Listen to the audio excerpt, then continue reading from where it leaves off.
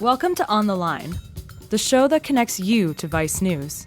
This week, 2014 was the hottest year on record, and global temperatures are projected to continue rising over the next century. As the planet warms and weather patterns change, humanity will confront new challenges and be forced to adapt to our changing planet. Environment Editor Robert Eshelman follows these stories for Vice News and is ready to take your questions. Now, live from Brooklyn, Robert is on the line.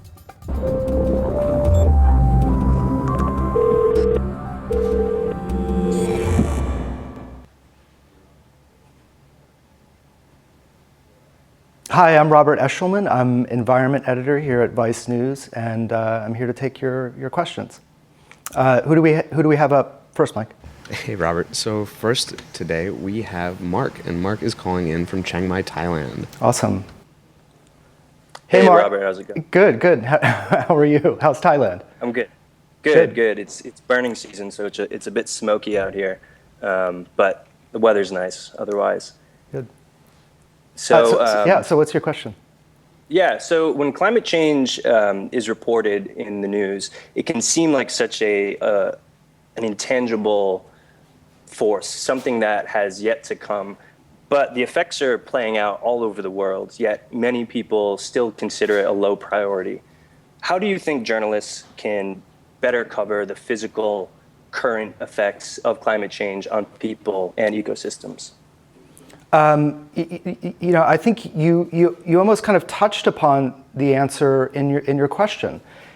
Climate change, I think many people do think about it as something that's kind of very abstract and something that's going to happen in the future.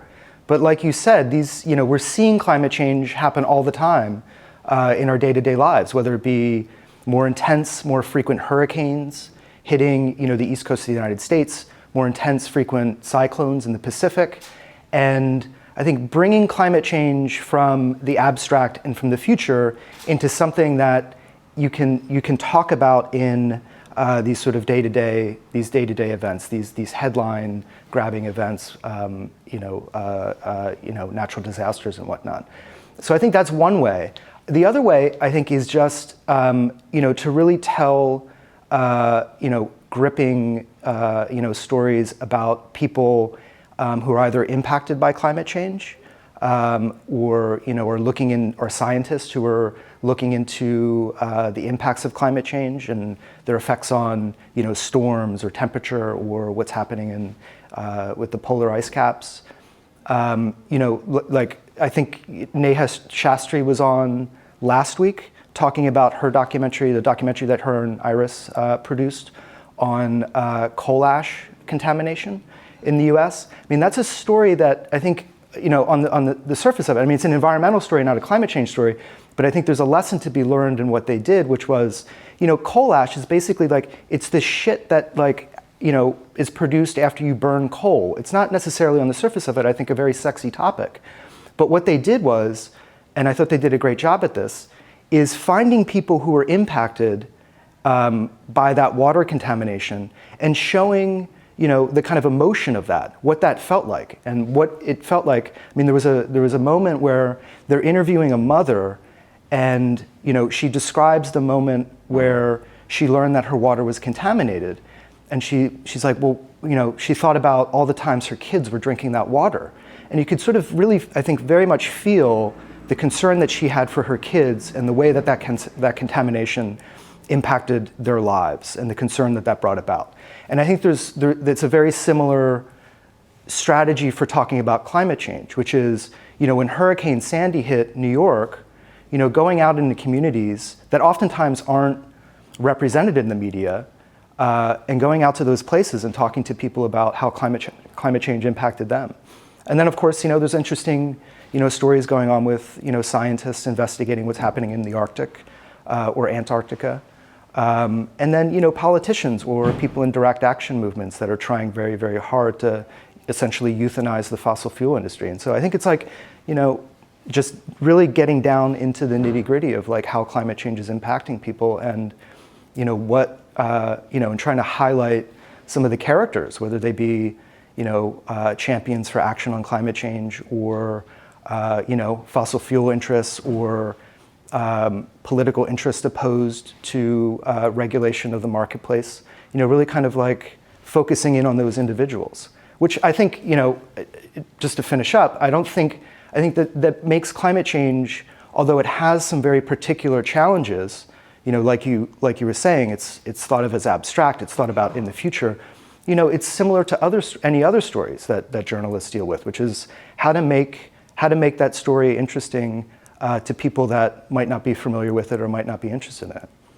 But yeah, so I mean, why do you ask that question? What about that?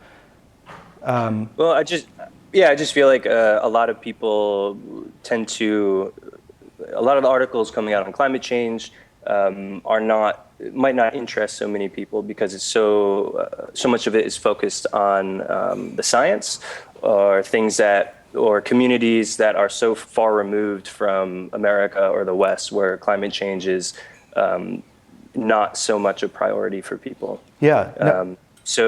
And it being such an important issue, to kind of raise it to a higher priority by highlighting the actual current effects. Yeah. And I'm just curious what you think as an editor of how journalists can do a better job of that. Yeah, no, I think you bring up a very good point, which is, each morning we meet at 9 a.m. in the office and we have our edit meetings and we talk about what stories we're going to assign for the day. And I'm very interested in what scientists are doing to try to determine how climate change is impacting, the climate system, how human beings burning fossil fuels, how that's affecting, perhaps the frequency and intensity of tornadoes, or trying to determine the level of sea level rise, or what's happening in the ice caps. But those stories, while I find them super interesting, may not be the stories that really connect people with climate change so much. And I think, going back to what you initially said at the beginning is, I think the key is bringing stories, connecting readers, connecting viewers to people that are impacted by this stuff, or investigating and really kind of like making it a bit more character driven. But it's a challenge, and there's no, I don't have any silver bullet for how to convey the potential, potential calamity of climate change over the next century. It's an alarming issue, but it's a challenge to convey that. But thank you for your question. And thanks. Yeah, you bet. Thanks for your answer. Hey, All right, Michael. So who's up next? Hey, so Robert, we have Edward, a video message that he sent us on Skype. Take a listen to this. Hi, Robert. My name is Edward Harris, and I'm currently in Raleigh, North Carolina. My question is, now that climate change can no longer be debated, what technologies are being developed to help the everyday citizen adjust to the new climate scenario? Moreover, will climate change further exacerbate social inequality? Thank you. So I think, taking the technology question first, I think it's important to establish that technology alone will not address the core problem of climate change. And the core problem of climate change is that economies are burning too much fossil fuels, and it's emitting greenhouse gases into the atmosphere, and that is the central problem. And the central problem is how to reduce the amount of fossil fuels going into the atmosphere. Technology can take us part of the way, but really we've got to develop new ways of producing electricity and producing goods and services.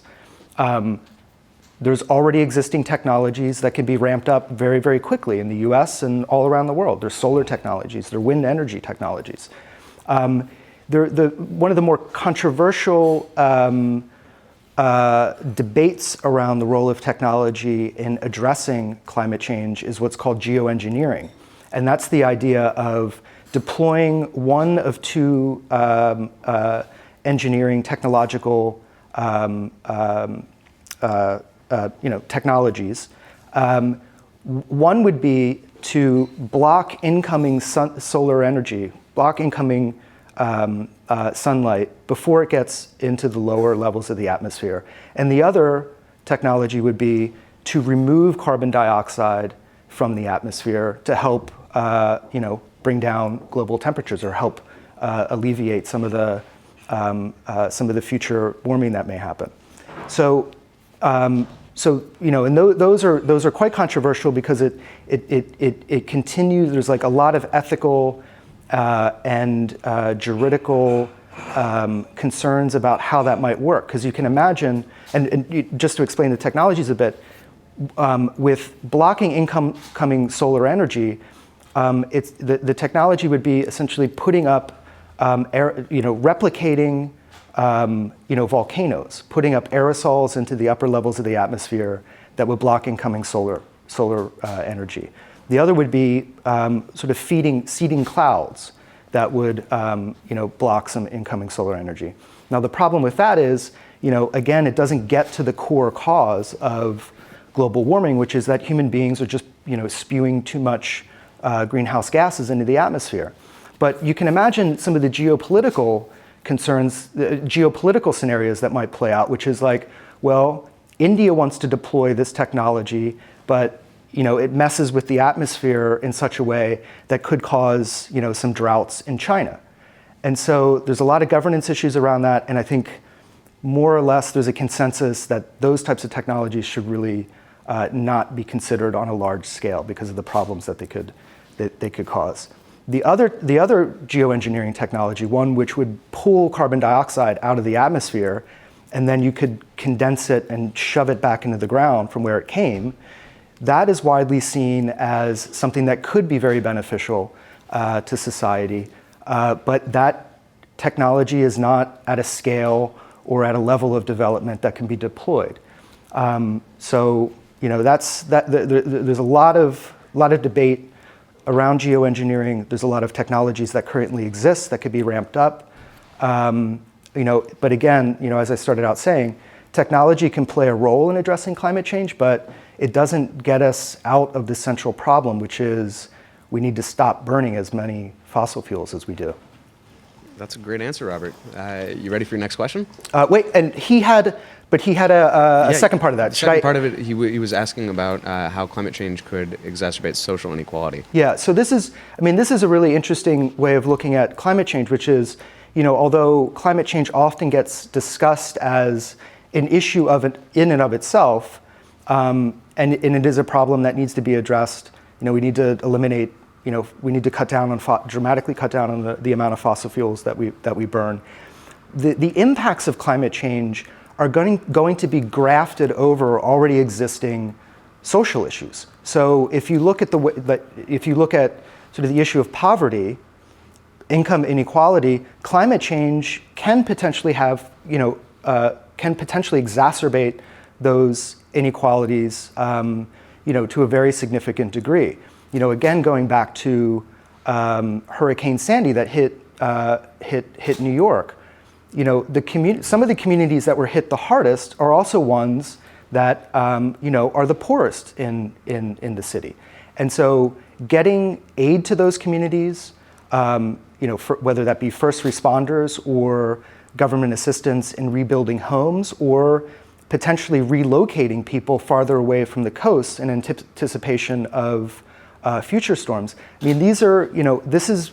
I think that's one example of the way that you see climate change, exacerbating already existing inequalities, and I think that'll continue to be the case, in the U.S. and all around the world until, the core issue of inequality is addressed. And I think there's, within the climate change movement, within the climate justice movement, there's, I don't want to say increasing, but there's a significant number of people who are trying to tie inequality with the need to address climate change, tie those two together, because climate change impacts people differently, and it impacts poor people much more significantly than say, folks in the higher income levels, the 1%, as it were. So, I think you answered his question perfectly. Great, thank you, Michael. So who's up next? What's up next? Yeah, we've got Haley calling us on Skype from Washington, D.C. Cool. Hey, Haley. Hello. Hi. I keep on saying hello at the exact exact same time as the person on Skype. So hello, Haley. All right. So my question is, we have, the 10 last years are the hottest on record, 2014 specifically. And then we have things like these massive snow days in Washington, D.C., which is why I'm home. And you have great people like Jim Inhofe that bring fucking snowballs into the Senate and use that as quote unquote proof that climate change isn't real. Yeah. I think most rational people understand that it is, but it's kind of terrifying that these people are in positions of power and, determining how we handle climate change, at least in America. So what do we do in response to that? How do we make this a voter issue? How do we kind of push back on these bullshit theories that because we have snow, climate change isn't real, and make this go down to the American people and get back up into our government as a priority? Yeah, no, great question. Michael, I think we have a clip actually of the Inhofe snowball. I have a snowball right here. So climate change, you're confirming Inhofe. There's definitely no climate change in Washington, D.C. Right. Well, I mean, until 2015 is the hottest year on record, right? Yeah. So probably going to happen. Well, here's the thing. So Inhofe has made a career out of these kind of stunts. A couple of years ago, his wife and kids constructed an igloo down in D.C. and said oh, it's Al Gore's home. Poking fun at Al Gore because he's like a champion of climate change. Inhofe's called climate change the greatest hoax ever perpetrated on the American public, and he's oftentimes used weather, which is not climate, to say that there's no climate change. I mean, this is, and he plays into, I think, a common misunderstanding of the difference between weather and climate, and just tries to sow confusion. And there's a long history of this. I mean, the climate change, the fossil fuel industry, the political interests that they fund, whether they be elected officials or people in think tanks, use that confusion to sow doubt about what is a scientific certainty. 97% of, I'm sure you know this, 97% of qualified climate scientists say that A, the world is warming, and B, it's because of human beings. There's no serious scientific debate going on about either of those two things. There may be scientific debate about, say, what's the impact of climate change on, does it make tornadoes more frequent and more intense? How does it affect, say, the Indian monsoon? How does it affect rainfall patterns in the African Sahel? Those are, interesting, ongoing, robust scientific debates going on. But that core issue of climate change exists, it's happening, and it's caused by humans. It's there's no debate about that. But Inhofe, uses that confusion about the difference between weather and climate to continue to sow this doubt about it. And actually tomorrow, I believe, there's a documentary that's premiering called Merchants of Doubt. And that's based off of a book done by a couple historians of scientists who really dig into the intellectual history of climate change deniers. And it goes back through sowing doubt about the ozone hole, sowing doubt about connecting pesticides to disease, to transformations of genetic makeup, going back to the connection between tobacco smoking and cancer. And so there's a long history of this, and the tactics are used over and over again, which is just sow doubt, create doubt, and that way people will say hey, there's an ongoing debate when there's really not. So I don't know. What do you think about this? So, bringing back the tobacco industry, they were largely funding political campaigns and bankrolling a lot of lobbyists and shit, right? That's why they were so successful for so long, until people finally realized that cigarettes were still fucking bad for you. And I think that the fossil fuel industry is definitely contributing largely to some of these people that are still not taking action on climate change because of the benefits that they're getting for themselves personally and for their campaigns, not at all for their constituents, obviously, or else we wouldn't have this issue. So then what can we do to kind of go around them or over them to make sure that this issue is still being addressed. I mean, even China is coming out and taking measures to reduce their global greenhouse gas and their carbon emissions. And we're not doing it because Enhoff's in the pocket of coal industry. Maybe someone should tell him that those are still union jobs and he'll get off that. I don't know. Yeah, no, excellent point. I think the thing, I mean, you mentioned perhaps an interesting political strategy about this. I'm a journalist, I'm not out there doing political organizing, but you mentioned this idea of just going around them. And indeed, if you look at most polls of public perception about climate change, there's like a majority of people that do believe it exists and that humans are causing it and that something should be done about it. There's widespread public support for action on climate change. And so, why not go around them? Why not just organize people that are on board to address climate change? Why fixate on trying to convince those that don't believe it, that deny it exists? And I think that's an interesting political question. And it raises journalistic questions too, which is, do you, in covering the issue of climate change, do you include the voices of climate change deniers? And I think the answer is no. Because if we were here talking about the aviation industry, would you suggest including somebody that doesn't believe in gravity?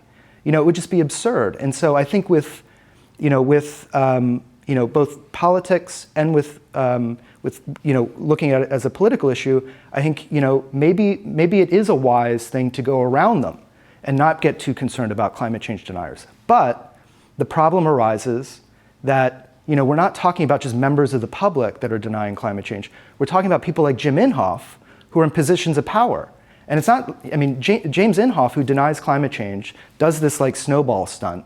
He's on the Senate Energy and Natural Resources Committee. This is a man that oversees regulations proposed by the EPA and is overseeing implementation of Obama's climate change rules, his rules to limit greenhouse gas emissions from power plants and from industry around the country.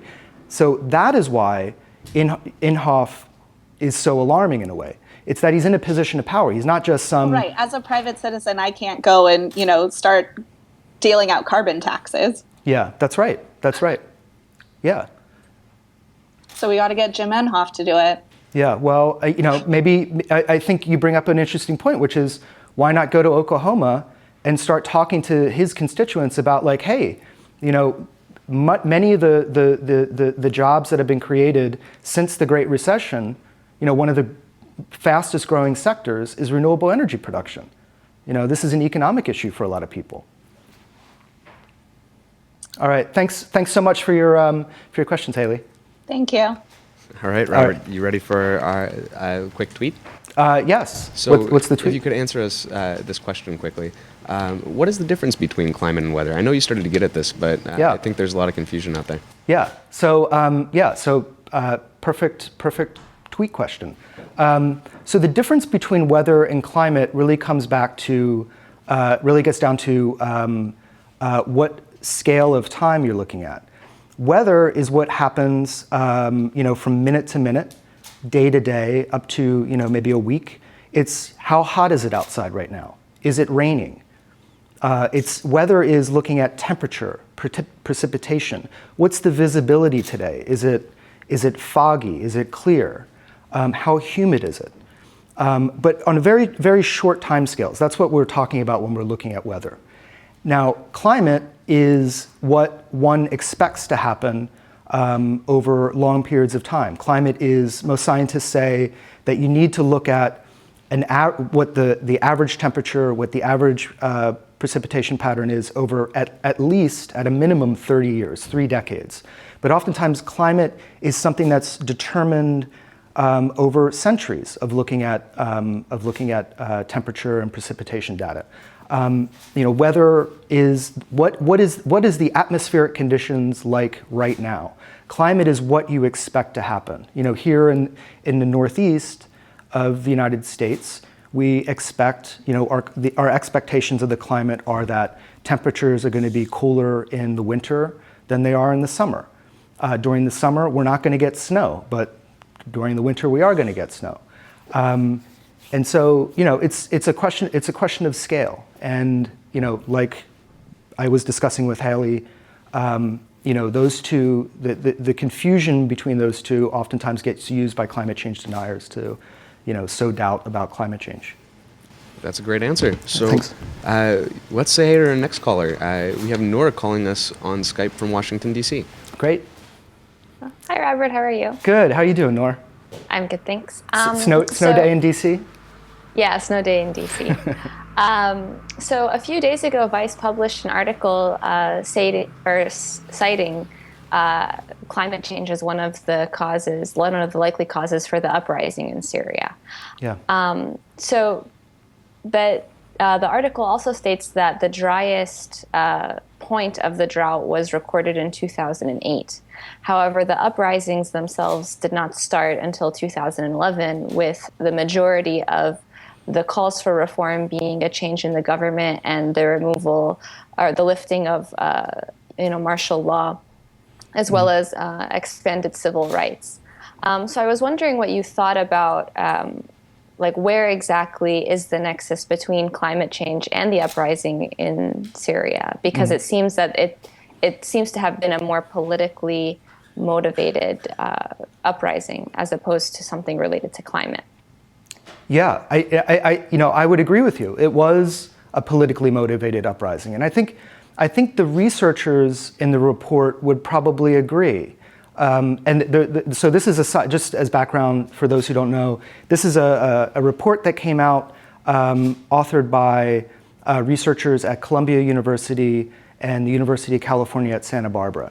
And what they found, or what they're arguing, is that the drought that occurred prior to the 2011 uprising was the most severe drought ever recorded in the Fertile Crescent, in Syria, northern Iraq. And that what that drought did was drive roughly 1.5 million people from agricultural areas in Syria into cities. And what happens when, and also that, the lack of sound agricultural policies on the part of the Syrian state drove people out of the agricultural lands into cities where most of them, had very difficult lives, perhaps defined by unemployment, lack of adequate housing, access to utilities, access to food, and that these people also became part of a social movement demanding reforms from the Assad regime. And so what the scientists are saying, and I think what I think we conveyed through the piece, is that climate change didn't cause the Syrian uprising, but was an aggravating factor in that uprising. And that, because I was in Syria in 2008. I've done some reporting there. I was in Egypt in 2012 doing some reporting after the fall of Mubarak. And, obviously people have long-standing political grievances in Syria. In Egypt, many people talked about the role of the Tunisian uprising as inspiring them to take to the streets to try to, topple the Mubarak regime. So obviously there's all sorts of political issues, there's influence of other uprisings in the region. But I think what the scientists are saying is climate change also forced these social dislocations that added to the political tensions. And this is, it's not a controversial idea. This is even something that the U.S. Pentagon talks about. They call it a force multiplier. That climate change, as I was saying before with the issue of inequality, climate change is grafted over these pre-existing things and just makes them a bit more prone to conflict. And so I don't know, hopefully that answers your question. But I think, just to sum up, they're saying climate change didn't cause it. It was one of many factors, and climate change will, in the future likely exacerbate already existing, social tensions, political tensions. Okay, cool, thank you. Is that it? Well, I mean, I just having gone to Syria every summer since I was a kid, I remembered how the Iraq War and the influx of Iraqi refugees into Syria, as well as Palestinian refugees into Syria, caused a lot of inflation, along with government corruption that caused real estate in Syria to become the most expensive real estate in the world. These are all things that are really tied to corruption, because the government could have easily made economic reforms. I mean, it's also tied to like the devaluing of the Syrian lira, which, in my grandfather's time was a $1 to 3 lira ratio, and now it's a $1, or prior to the revolution, it was a $1 to 50 lira ratio. Sure. So, well, I definitely agree with, I believe in global warming and climate change because I am a scientist. I think I'm not really sure how much climate change in itself, excluding the fact that the Assad regime, or ignoring the fact that the Assad regime could have made changes in the government that would have allowed the people to continue to live properly, be a real reason for what had happened. Yeah, no, I think I understand what you're saying, and I would agree. I think, that if the Assad regime, if the Syrian government had policies in place to address the fact that this drought was so severe and displacing so many people, perhaps I think what these researchers are saying is like perhaps the uprising would have been less severe. Not that it wouldn't happen, not that the civil war wouldn't have occurred, but that government, in the absence of a state that is able to deal with things like corruption on top of, in addition to problems associated with climate change, there's going to be more conflict. So, but thank you for your questions. Thanks. Yeah. Thank you. Yeah. Hey, so Robert, we just got a tweet that was sent in while we were live, and I want you to read this for you. Okay. Amy the Great sent us a question asking us, do scientists have an agreement really about how quickly climate change is happening? So she's saying that some of the errors in understanding climate change might be because people don't really know how quickly it's happening. So is there any sort of consensus on this? I think, there's been some criticism of the UN, the UN's Intergovernmental Panel on Climate Change. And just as a bit of background, the UN Intergovernmental Panel on Climate Change puts out these consensus reports every 5 years or every 5 years or so, which bring together all of the current scientific understanding of climate change and release it and it becomes the advisory document for governments around the world. One of the criticisms of the UN process has been that it's really kind of underestimating the severity of climate change. As alarming as those reports are in terms of the impacts climate change could have on the ice caps, on temperature, on the frequency of drought, on food production around the world, they do see it does. I think there's robust scientific evidence that the world is warming faster, that extreme weather events are occurring more frequently and much more intensely than a lot of scientists have previously predicted. And so, I think there's a debate within the scientific community about is there a bias, not as climate change deniers say, towards making things more alarmist, but is there a bias perhaps to tone down the impacts of climate change? And so it's an open question, but I think there's a lot of scientific debate going on about that. But I think, in my experience, it seems like, I've been covering climate change for, 6 or 7 years now. I feel like the predictions are happening much more quickly about the pace and the scale of changes to the Earth's atmosphere and oceans. Great answer. So we have our last Skype caller of the day. Let's say hey to Phil calling in from Richmond, Virginia. Hello, Phil from Richmond, Virginia. How are you? Hey, Robert. Good. How are you? Good, good. You got a bunch of bicycles in the background there. Yeah. I'm at my bike shop right now, or the one I work at. Awesome. So my question for you, coming out of the People's Climate March and Flood Wall Street and even Ferguson at the end of this past year, I feel like we've seen a lot of grassroots organizations really starting to connect the struggles, seeing where race and gender and labor intersect with environmental and climate justice. And also a growing interplay between these like grassroots groups and the big traditional nonprofits and big greens, including myself, resisting the Atlantic Coast Pipeline down here. So I was wondering, how do you see this growing interplay between the big greens and the like grassroots direct action folks pushing for more effective results? Yeah, I think one of before I answer the connection between the big greens and the direct action groups, I think one of the more underreported stories about the climate change movement and climate change politics in the U.S. is really, how much of a contribution small direct action groups have had on stopping fossil fuel production, stopping the transportation of fossil fuels, particularly exports. There's been small groups of activists in, say, the Pacific Northwest that have been doing great work around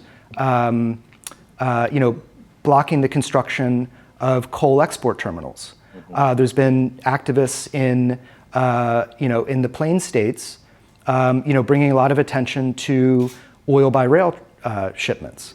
And obviously Keystone XL has been a huge issue, for the environmental movement, and I think there's been a lot of activity, with blockades in I think Nebraska or Kansas, I can't remember which. Everywhere. Yeah, right. So significant contributions from small direct action organizations, in addition to the campaigning of the big green groups. And I think so to get to your question more directly, I think what you're kind of inferring is that there's been an antagonism between these two. And I think historically there has been a bit of antagonism between them because their interests aren't necessarily shared on an organizational level. They may be for the environment, for protecting the environment, for addressing climate change, but some of the big green groups are much more focused on lobbying and trying to pass legislation in DC, where the smaller direct action organizations are much more trying to just throw a monkey wrench into the way the fossil fuel industry works. I think one example of the way in which those groups seem to be collaborating, maybe not collaborating, but having a kind of cooperative political strategy is, as you mentioned, with the People's Climate March. So People's Climate March happened, 400,000 people, in the streets of New York City, but the day after, there was a direct action on Wall Street, and trying to point out the connections between the U.S. financial industry, Wall Street, and its funding of fossil fuel production. And so I think you're seeing, and you're seeing a bit of collaboration on these issues. But I think there's activists within the climate movement will talk about sort of diversity of tactics, sort of different approaches for different folks, and I think there's a bit of everybody, you go and do your thing in DC, we'll do our thing in the Pacific Northwest. I do think that those antagonisms still exist because and there's open debates about whether or not to tie the problem of climate change directly to the fossil fuel industry, or to tie it to politicians who aren't, say, passing cap and trade legislation or passing a carbon tax or whatever. And so, that's a kind of open debate about what's the proper target. But I don't know. I don't know if that answers your question, but. Yeah, I think it definitely starts. And I'm also interested, like maybe how you think these dynamics are playing out globally or will play out globally in 2015. especially leading up to the UN Conference of Parties in Paris later this year. Maybe that those big mobilizations that we've seen with, all the legislative and policy folks, but then all the just everyday people coming out and protesting or whatever it is. Yeah. No, I mean, certainly there seems to be an importance to these big spectacular marches. But an interesting thing is, like, if you look at the history of, say, struggles around, HIV/AIDS, the ACT UP was an organization that targeted, the FDA very, very, a kind of precision way. There was no, as I remember, huge, marches for, government action on HIV/AIDS. Maybe, there was the AIDS quilt, in DC, I guess in the early 90s. But, ACT UP presents an example of where very, very, very small groups of people sometimes have the capacity to do great things. And, bringing attention and basically getting, life-saving drugs into the hands of people that had HIV and AIDS. And so I think there's perhaps something there for the climate movement to learn, particularly looking ahead to 2015 with, the International Climate Summit in Paris in December, which is, these big marches, capture headlines, they bring a certain public attention to the issue, but really it's going to be those battles in the trenches all over the world in every nation, not every nation, but certainly the US, China, the big economies that really need to curb their fossil fuel burning. That's where the struggle is, as it were. It's going to be pressure coming from below each diplomat to go to Paris and do an agreement. And that's going to look differently in India than it does in the United States. And It's going to look differently in China than in the US. But I expect environmental groups, climate change groups concerned about climate change all over the world over the next several months are going to be organizing very vigorously to apply political pressure to have some sort of agreement in Paris in 2015. Okay, great. But, thank you. Yeah, thanks for your question. All right, Robert. Guess what? We made it to the end of the show. All right. Well, it's been great. I hope to come back on soon. What did you do for work before, and now what are you doing for work? Estaba en un loconuco, sembrando guineo, sembrando plátano. Hallábamos con que vender la carga de plátano, ahora no hallamos nada porque el agua le echa mano está. Y ahora estamos sentaditos esperando a ver lo que Dios nos da.